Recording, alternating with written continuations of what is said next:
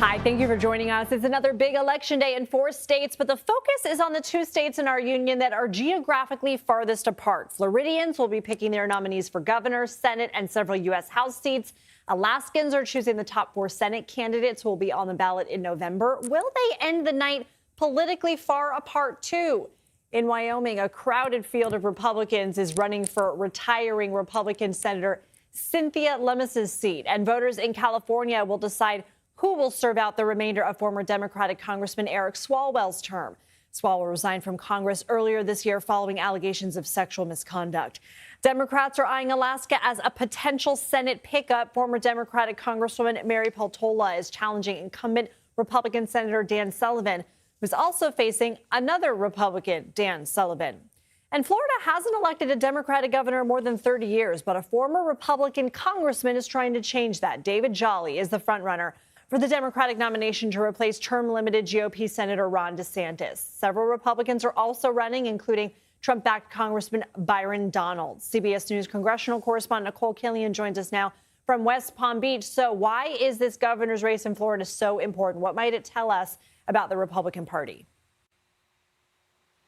Well, it's significant because there's the first time that there's an actual vacancy where you have an open field because Governor Ron DeSantis, a sitting governor, is term limited. So now, as is often the case with these types of open seats, it then becomes a free for all. So you have a very crowded field on the Republican side where there are at least about 10 candidates running for governor, including Byron Donald, who for the most part has been leading the pack in terms of his fundraising and in polling.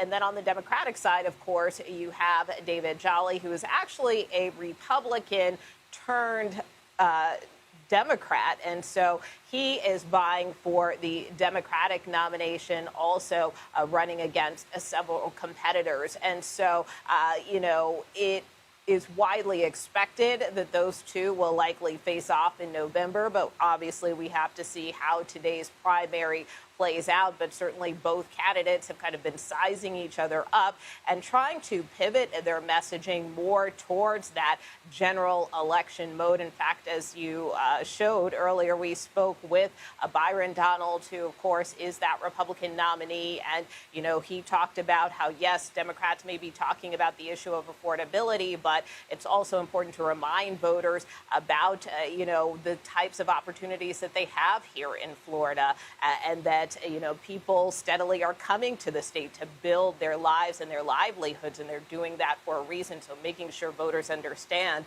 that that's part of the choice they have when they're contrasting these two candidates. Of course, David Jolly is really trying to take that middle of the road approach in terms of trying to appeal to Republicans and Democrats and independents to try to build a coalition that he thinks can give him that advantage this fall. And certainly if Democrats were to win, it would be significant because Democrats haven't held the governor's mansion since the mid-1990s. Florida redrew its congressional map earlier this year to favor Republicans in 4 more districts. How is this affecting some primaries?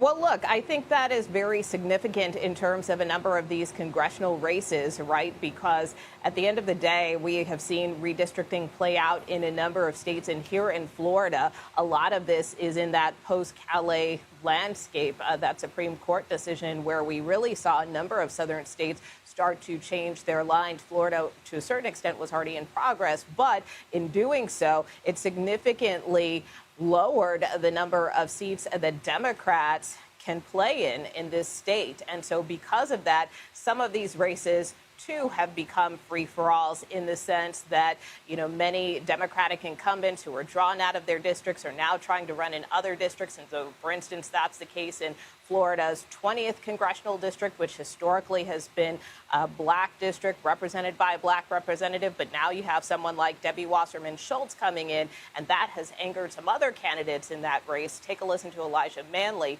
who is one of those candidates.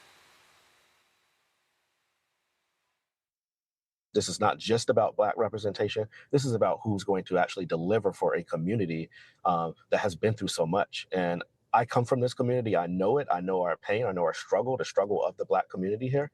And you can't adequately represent a district that you don't know and that you really don't have any idea what they're going through. And that is what Debbie Wasserman Schultz is trying to do.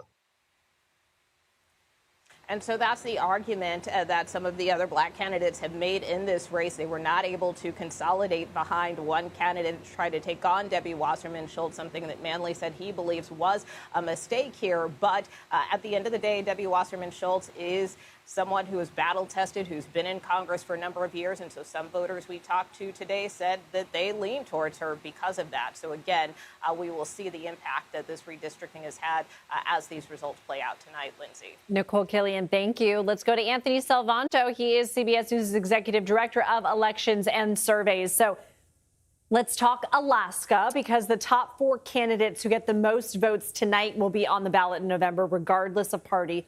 What are you watching for, and why do Democrats think they can flip this Senate seat in November? So the answer to that starts with what you just laid out, which is the way that Alaska holds its elections. So what you got is, you're right, the top 4 tonight are going to go on to November, and they're all running on the same ballot. You know, a lot of Western states do this, California and others.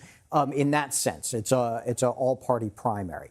The top 4 could very well, if, you know, conventional wisdom is right, include, of course, the incumbent Dan Sullivan, but also a Democrat, Mary Peltola, who has won statewide office in Alaska before. She was the former representative. That's one of the things that gives Democrats, they think, a shot at winning this, because they could have her as a candidate. Now, that top 4 also adds another wrinkle. And folks, just remember this, if we're sitting here come November talking about Alaska, because then if nobody gets 50% in November, it does what we call an instant runoff, or ranked choice voting, where people's second and third choices then go to the upper candidates. What that does is, it means what happens tonight, whether the composition is a bunch of Dems or a bunch of reps, could ultimately decide what happens in November, because who's going to be people's first, second, and maybe third choices come November.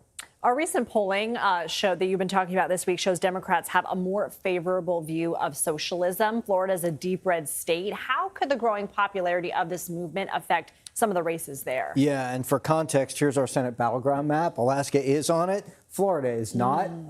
Just sort of lay that out there. It's a reliably red state. I think there's a couple of things here. One is that you look at Democrats, and what they're doing through the primaries is arguing about what kind of economic programs or perspective they're going to offer. And the reason that they need to have that argument is that in our polling, when we ask people looking back on when Democrats were in power, were their policies successful? And you get a majority who say, no, they weren't. So some Democrats will argue that means they need to try something new. At the same time, the socialism label might be difficult, many say, or many moderates in the Democratic Party say, because it won't play well in Florida necessarily. And number 2, because more Americans overall have a more favorable view of capitalism than they do of socialism. That's the argument. Whenever you talk about primaries, you talk about parties figuring out those messages. All right, we'll keep this conversation going. Anthony Salvanto, thank you.